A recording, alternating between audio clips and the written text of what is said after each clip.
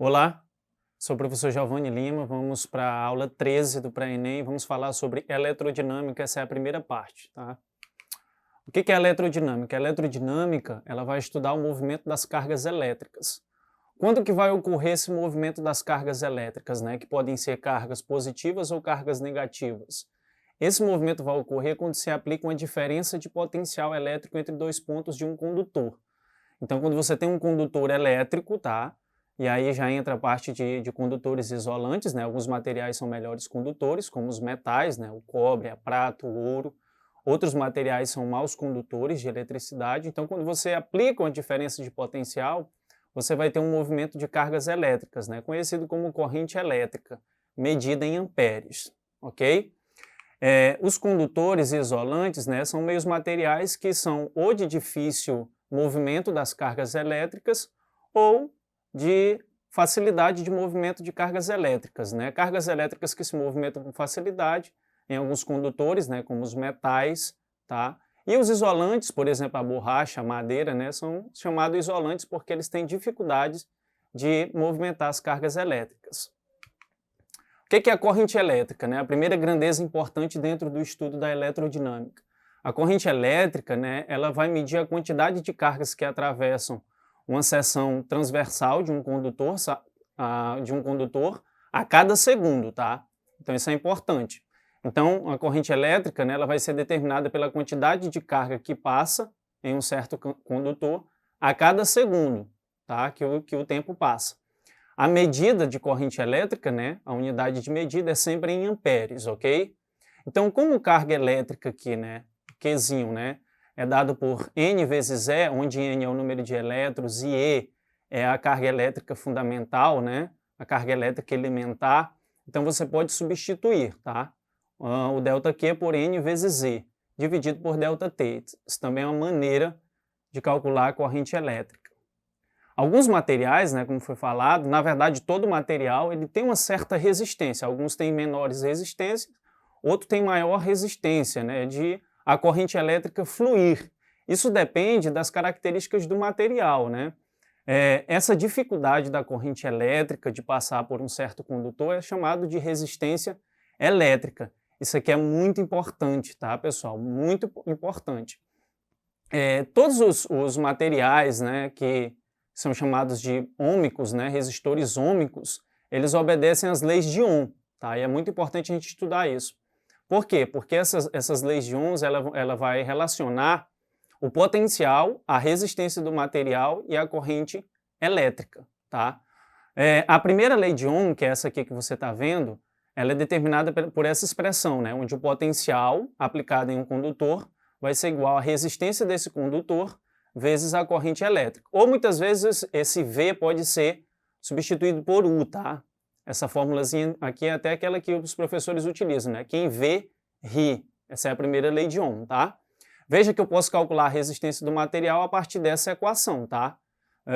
Eu pego esse I, passa para ali dividindo, né? Para o lado esquerdo da equação, então a resistência pode ser dada pelo potencial, que pode ser o V ou o U, dividido pela corrente elétrica, onde esse U é a tensão elétrica, tá, pessoal? E a resistência, a unidade de medida é em ohms, ok? Existe uma propriedade também importante que é chamada de resistividade, tá, do material. A gente pode relacionar a resistividade do material com a resistência do material, que é a segunda lei de Ohm. Às vezes ela aparece, tá, pessoal? E aí eu posso ter uma relação entre elas, entre a resistência do material e a resistividade, que é esse rosinho aqui, tá?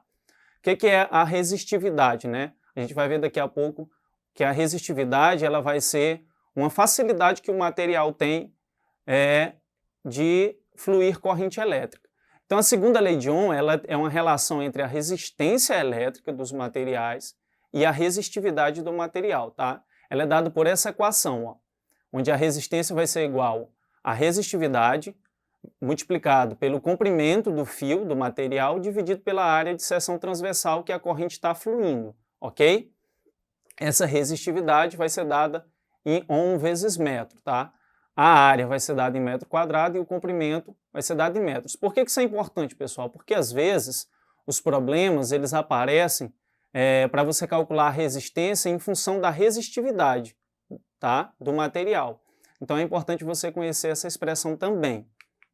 Tá aqui a resistividade, pessoal. O que é a resistividade? Enquanto a resistência é uma propriedade macroscópica, tá? A resistividade é uma propriedade microscópica, ela tem a ver com a composição dos átomos do material. Então, quanto maior é a resistividade, né, maior é a resistência elétrica do corpo, né? Alguns materiais, como a borracha, os átomos são mais interligados, né? Então ele tem uma resistividade maior, o que gera uma resistência maior do corpo. Então veja que a resistência ela é macroscópica, enquanto a resistividade ela é uma propriedade microscópica. Uma tem relação com a outra, porque quanto maior for essa resistividade aqui, ó, ρ, maior vai ser a resistência que o material vai ter, ok? Os materiais condutores, eles têm baixa resistividade, né, pessoal? Então tem baixa resistência à corrente elétrica. Eu posso calcular a resistividade a partir dessa equação, tá? É bem simples, esse A que está dividindo passa multiplicando, e esse L que está multiplicando passa dividindo. Então fica essa expressão. Lembre-se que a resistividade é dada em Ohm vezes metro, ok?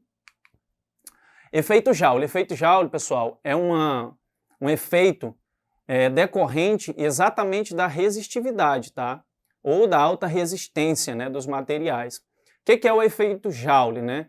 Quando um material é isolante ou tem dificuldade de conduzir corrente elétrica, né, uma grande quantidade de calor é produzida, tá? Então a corrente elétrica passa por aquele material e esses materiais, como ela tem dificuldade, a corrente elétrica tem dificuldade de passar, né, por esses materiais, essa energia elétrica é convertida em calor.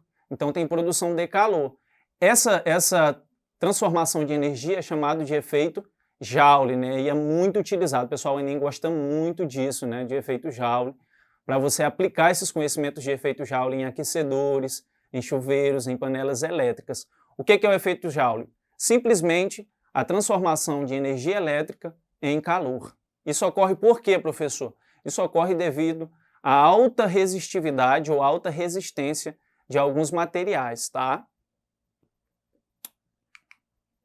Potência elétrica, pessoal. Potência elétrica é uma grandeza também muito importante, tá? No Enem. E a potência elétrica, o que é a potência elétrica? É a energia que é fornecida a um circuito a cada segundo. É a quantidade de energia que é fornecida àquele sistema, tá? A quantidade de energia que passa nesse circuito, ela é convertida em outras formas de energia, né? Também a cada segundo, que é o próprio efeito Joule ali que a gente trabalhou anteriormente. Então, o que é a potência elétrica, né? A potência elétrica ela mede a quantidade de energia que é convertida em outras formas de energia, ok? Qual é a unidade, né, de potência elétrica? É o watts, que significa joules por segundo, né? O watts é joule por segundo. Então, quando eu digo que um aparelho tem, por exemplo, 20 watts, significa que é fornecido naquele aparelho, né, 20 joules de energia, tá, a cada segundo. Veja que eu posso relacionar isso aqui também, tá, com calor, tá? Quando eu falo na potência elétrica de um certo material, de um aquecedor, por exemplo, se eu falo que a potência dele é 200 joules, então são 200 joules de energia elétrica que é convertido em calor, tá, a cada segundo. Ela pode ser calculada por meio das grandezas tensão, corrente e resistividade elétrica, tá? Em função da tensão e da corrente, você tem essa expressão para a potência, tá? Que é o π, né? π. Então, como o U aqui, que é a tensão elétrica, né, pode ser dada pela resistência vezes a corrente elétrica, você pode substituir nessa expressão, né? Então, no lugar do U, eu coloco R vezes I. Tá aqui, ó. R vezes I. I vezes I é I ao quadrado, né? Então, a potência pode ser calculada pela resistência vezes a corrente ao quadrado. Em função do potencial, né, em função da diferença de potencial e da corrente, é essa expressão. Em função da resistência e da corrente, é essa expressão, ok? Outra forma de calcular é em função, pessoal, da diferença de potencial U e a resistência, tá? Para você calcular a potência em função da diferença de potencial e da resistência, você usa esta expressão, tá? Diferença de potencial ou tensão elevada ao quadrado dividido pela resistência do material, certo? Então tem três formas de calcular a potência, tá? Em função da corrente e da tensão, que é a mesma diferença de potencial, em função da resistência e da corrente, tá? Só lembrar que essa corrente é elevada ao quadrado, e em função da tensão elevada ao quadrado e da resistência. 3 formas de calcular a potência.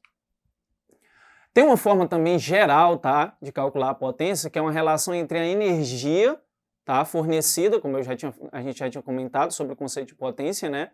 A energia fornecida pelo intervalo de tempo, né? Esse tempo sempre a cada segundos, ok? Isso aqui, essa energia, ó, pode ser a energia elétrica em forma de calor, tá? Se transformando em calor. Tudo bem? Lembrando que energia é sempre em joule, tá? Vamos para umas questões, né? O choque elétrico é uma sensação provocada pela passagem de corrente elétrica pelo corpo. As consequências de um choque vão desde um simples susto até a morte. A circulação das cargas elétricas depende da resistência do material.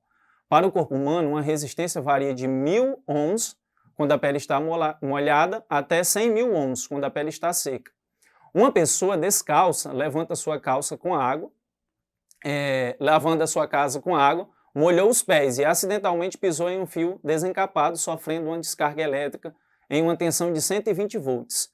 Qual a intensidade máxima da corrente, né? Passa pelo corpo da pessoa. Então aqui, ó, como ela molhou os pés, né? Eu sei que a resistência aqui, ó, vai ser menor, né? 1000 ohms. E aí tem uma tensão aqui, ó, de 120 volts. Então qual é a corrente? Eu posso usar aquela expressão que relaciona, né, a corrente com a resistência e a diferença de potencial, tá? Que é a tensão. Como é que ficaria essa resolução, né? Tá aqui, ó. Você usaria essa expressão. O que é que ele quer aqui?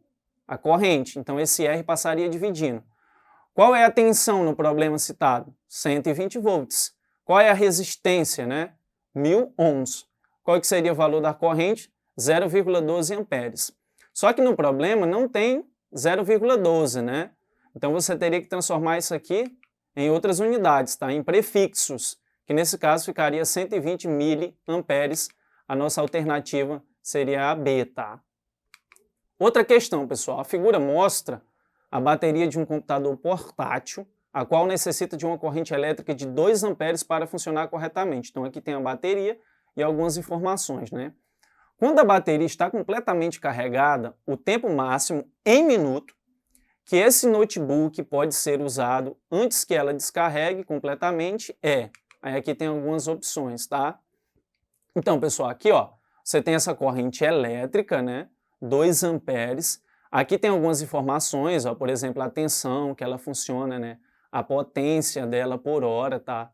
Então você pode usar essas informações para resolver esse problema.